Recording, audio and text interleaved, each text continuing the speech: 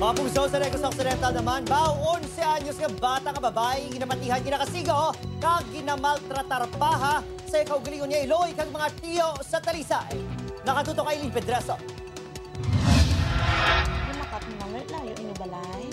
Padayon nga nagapaayo sa ospital ang 11 anyos nga bata nga babae nga ginaligar ginsakit sang kaugalingon nga Iloy kag mga katiyuan sa Hacienda Gloria, Barangay Concepcion sa Talisay City.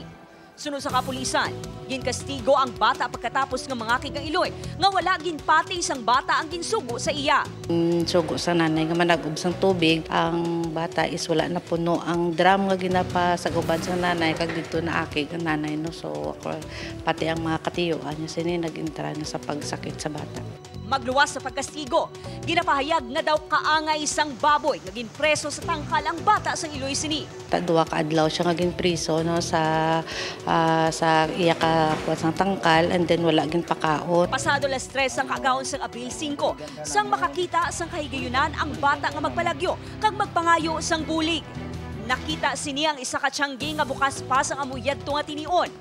Dito, kag nakapangayo sang bulig sa mag-asawa nga Archie kag Maricar ang bata.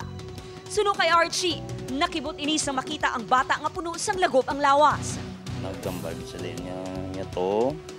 Nga pwede ko to makapangayo sang tubig. Nakibot ko yung mamaya kay kumbaga yung itsura. Naka-jacket siya, naka-hood. Tapos nagalaylay niyang ng buhok na ano kagang. Na ano ka, sino simo? Gilayon nga ginsibinan ang bata kag ginpakaon. Sang gin-report sa kapulisan, gindala sa ospital ang bata ug ipa-check up ang mga pila sini. Bali nga likod kag mga kamot. Kabalugin si Lord. Balikan gid namon ang bata. Wala gid sa nagsala nga samon sa nagdangop. Preso na ang Iloy kag 3 sini ka tiyo.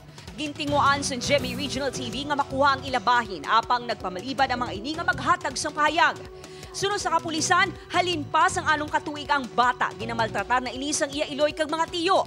Kaso nga child abuse ang atubangon sa mga suspetsado.